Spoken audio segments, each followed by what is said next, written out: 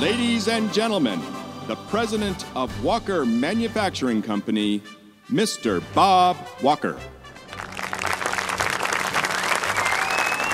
Thank you for so many of you coming and being with us here to celebrate. We love to have people come together.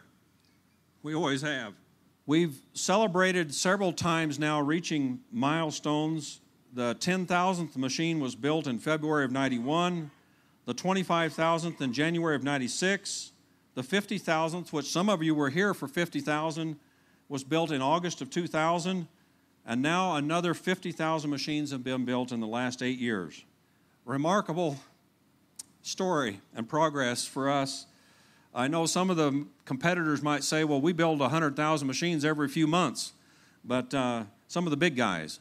But for us, we think it's a remarkable achievement from where we came from and where we started from to have reached 100,000 machines. These days, export business has been good, and we have a strong representation here of our companies we work with overseas, and also counting North America, the Canadian market. We are averaging between 20 and 25% of our machines have been exported since the late 80s.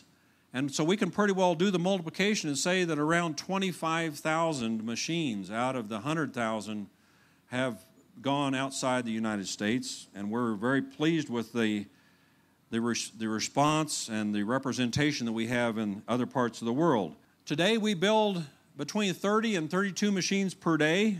Many of you have taken the factory tour and have seen how we're doing that.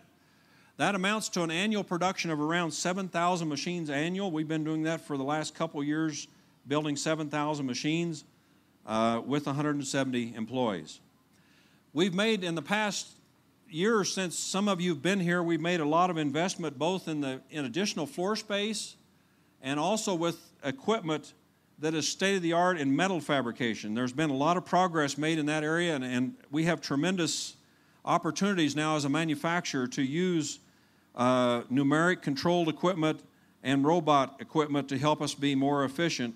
The factory that you see, we've tried to be careful and conservative. My dad and Mom always taught us that.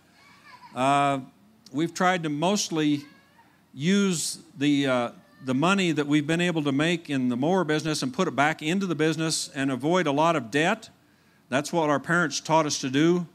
And so I'm happy to tell you that the latest edition, which was built in 2002, we have a goal and we'll have it paid off in 2010. So 2 years from now, this whole place will be free and clear as far as property. And I promised Dad he wants to be here to help burn up the loan papers when we make that when we do that in 2010. Where are we going from here? People want to know what's Walker going to be doing next. Well, the first thing I want to tell you is we intend to stay independent, family-owned business.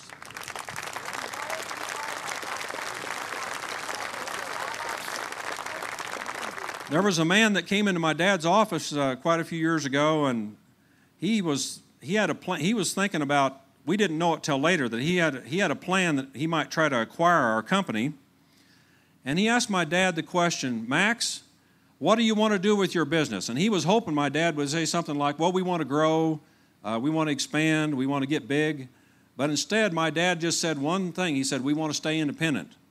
And that man was a disappointed man because he had other ideas in his mind. But that's been our idea all along. We like to manufacture as much of the product as possible. We want to keep on doing that. We've had the people tell us that we can't do it, that we're going to have to go to China.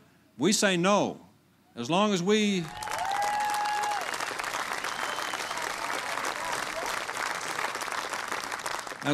we're a family in the manufacturing business, and we intend to keep doing that, we intend to do the manufacturing here, right here at this place. We intend also, part of our culture and style is we run level manufacturing. We manufacture mowers year-round. We do not use seasonal or temporary workers. We believe that the company should be operating in a way that is good for our employees or optimum for people, which means a year-round job. So we work year-round here. We build Mowers just as fast in October as we build them in March. It's just a matter of managing inventory, and that's much better to manage that than it is to try to manage people's lives. So for us, level manufacturing will continue to be our approach. We also intend to continue to market as an independent, single-channel distributor-dealer organization. We do not want to have our equipment sold without service. It's a strong point. We've organized ourselves to be that way, and we intend to keep, while other companies may have went in the direction of having 2 or 3 places that you can buy their equipment through different ways, we think the servicing dealer remains the very best way to take care of our customers and sell our equipment.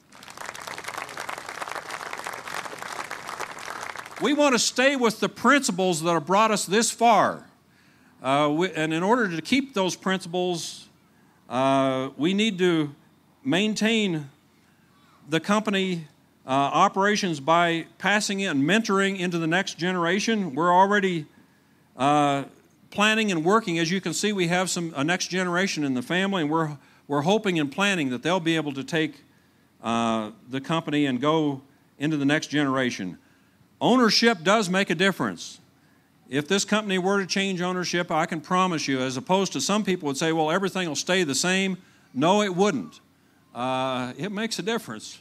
And that's why we're determined to try to keep this as a family-owned business. We have a plan that we've been working on for several years. You might ask, well, you're getting kind of old, and that's true. I'm getting older, and Dean's getting older. We've been working on a business succession plan. In fact, it's underway. We'd like people to know that that we're not just waiting and hoping that something will work out. We've actually have made plans to pass the company to our family going forward, and being able to do it without losing the company.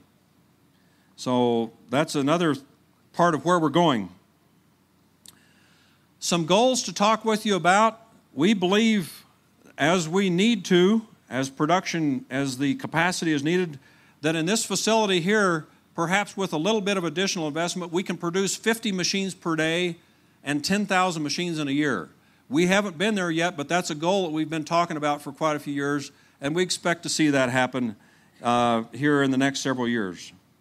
Many of you are a part of that, the people that are helping us sell and service the equipment across the market, and the people that are buying the machines are certainly helping us grow and move ahead in that way.